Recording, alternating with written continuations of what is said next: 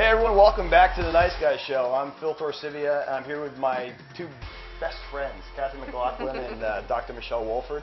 And before you Shazam that song that's playing, it's an awesome song. Go check it out. It's by Dodge and Fusky, and it's available on Amazon and iTunes. They just have some great music. It's dubstep, some of my latest, greatest, most fun music to hear. So let's continue our sex discussion. We were talking about erectile dysfunction and medicines, and I wanted to see if there are any natural cures that you could come up with, Doc. Yeah, there definitely are. There's a lot of them. It kind of depends on the person, but you know, you can use ginkgo. It increases circulation. Usually you hear about it for increasing, I guess, brain function, but definitely anything that's going to increase full body circulation is going to help with an erection. The second thing is that oftentimes, like I was saying, there's kind of that mental emotional component. So flower essences are awesome. I use it a lot. I call them what's a flower essence? Well, I call it brandy essences with my male patients. Basically, if you can imagine, there's like over 100,000 flowers out there in the world. Right. And each flower is like a person. It has a some personality. You can smoke. Yeah, some you can. And basically, you take the essential oil from the flower and you put it in a little bottle, add a little bit of brandy to it, and you just end up doing a little bit of drops underneath your tongue a couple times a day. Brandy, brandy? Brandy, yeah. Wow. And what this does is we kind of have this subconscious energetic space that oftentimes we're not really aware of. And so there's things that we could not necessarily admit to or acknowledge that are causing some problems, some health problems, even like sexual dysfunction. And so by using a flower essence or a brandy essence, it can definitely help with that chatter that you don't necessarily hear or what's going on in the background that's preventing your body from being aroused or actually functioning optimally in the sac. Yes, we were talking about in the break a little bit about how I think a lot of the issue has to do with a mental problem. Like there's a deep relationship issue that's going on that we're trying to apply a medicine to the symptom where there's some other thing at the source of it. It's probably more something that you would go after. Do you ever see patients that have that type of problem? Actually, no, because I see predominantly women, but men are less inclined to discuss it, especially with a woman. Oh, yeah. I can see that. So the men that I do see, they have not brought that to my attention, probably, but that's sad because it's out of shame or fear or embarrassment. Wait, I have a question. Yeah. What about women who have a hard time with orgasms? Do you have a lot of women that come in? More friendships, again, for some reason they are afraid to discuss it. I believe predominantly, you said first question is meds. Is there anything you're taking? Antidepressants especially really can cause sexual dysfunction in women. But also, yes, either if they've had sexual abuse or they've had a bad experience or they're ashamed of their bodies and they can't fully let go, all of those are reasons why women wouldn't climax. Yeah. Interesting. Could be a number of reasons, I guess. Yeah, I never thought of antidepressants would cause it, but that's strange. Well, let's talk a little bit about diet. I had an interesting thing. Back when I first wrote my humor books, I realized through Amazon that a lot of my readers are also diet and fitness people. So I said, you know what, why don't I write a short diet book and put myself on, a 60-day diet and see how much weight I can lose. And what I try to do is follow the low-carb diets that are out there, and I think they're all similar. You got the Atkins diet, right? South Beach. They're all very similar. So I followed that route. I cut out most of the white foods out of my diet. I cut out fruit, and over 60 days, I lost 22 pounds. So I actually wrote a book about it. It's available. You can find it on the site, in fact.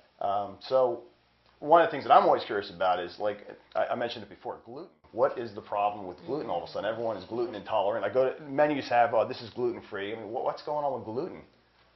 Well, gluten's actually been a problem for many years. It's just getting worse, and people are more aware of it. So gluten is actually the protein that you find in the wheat germ and other grain-related or wheat-related grains, so barley and rye. So there's two things that are happening. One is our food, especially in the United States, is so heavily processed. So you take something, you take the wheat germ and then you process it and process it and process it, and all of a sudden it becomes this entity that your body doesn't know how to read. So when you're eating it, your digestive tract is kind of like, what is this? Because anytime you bring something into your body's always saying, is it mine? Is it foreign? Is it okay? Or do I need to get rid of it? And that's something your body always asks itself.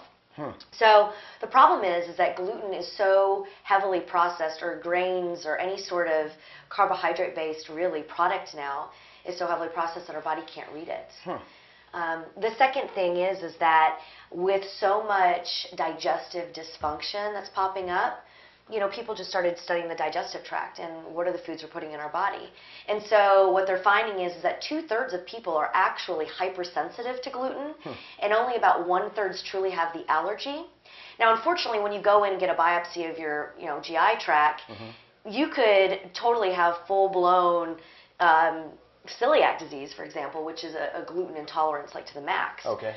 But if you don't pick the part of the intestinal tract that is actually having a quote-unquote outbreak, then you could come out clear. And it's 30-some feet, right? We're talking. Yeah, we're talking like 33 feet here. Wow. Yeah. So the thing is that it really has been a problem for a long time. Yeah. It's just getting worse because of over-processed foods, and Right. now that we're just more aware of it. What are the symptoms that, I bet you a lot of people don't even realize they have it. So what symptoms?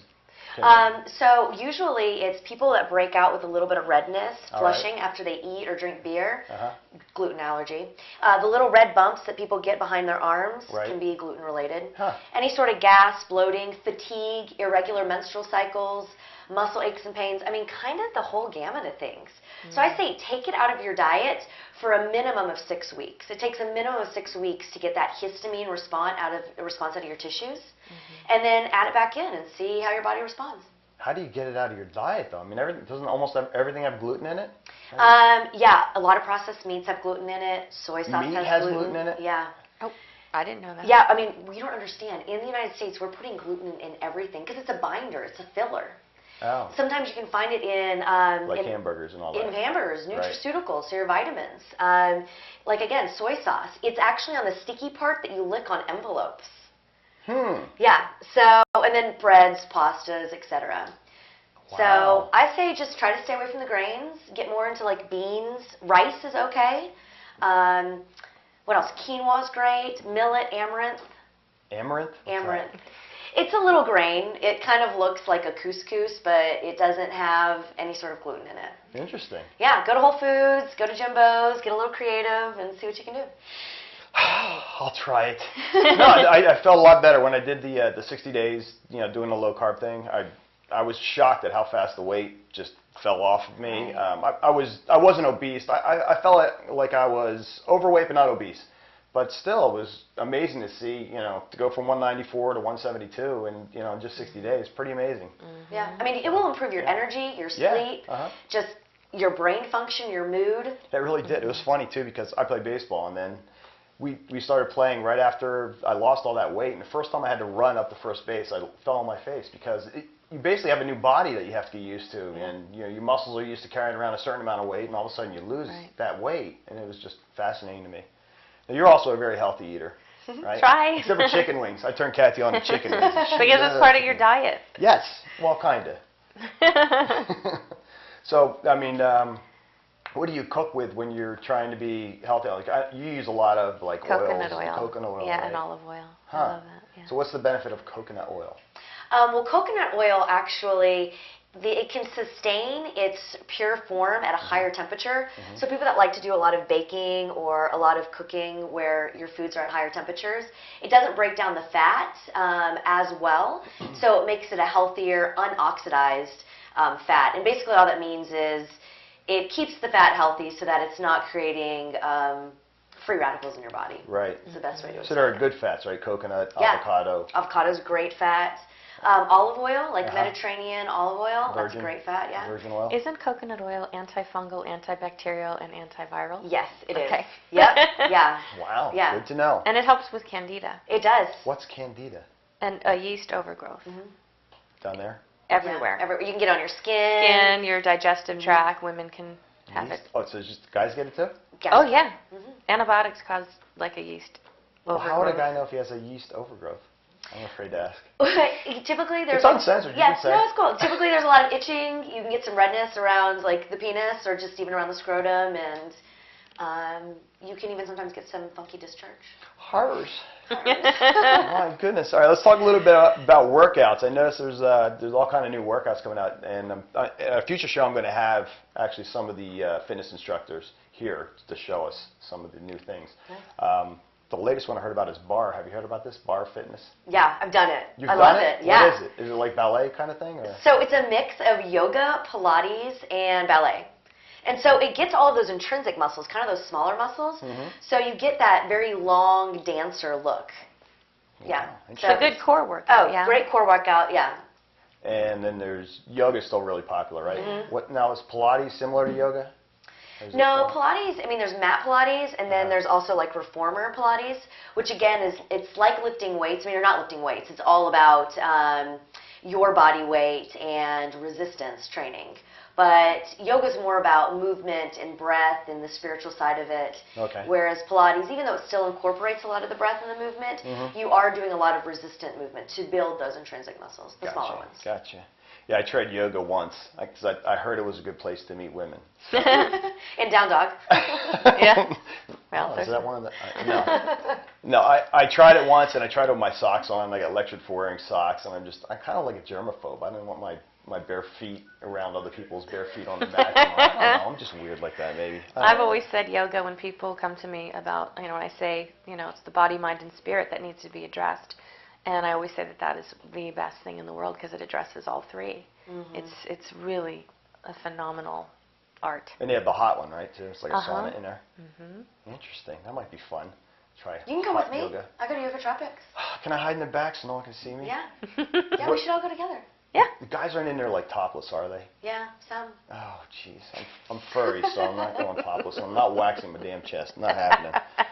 Now, we come back in the next segment. We have a really, really interesting story about Kathy, and it has a good ending, so don't be worried. But her boyfriend discovered a lump in her breast.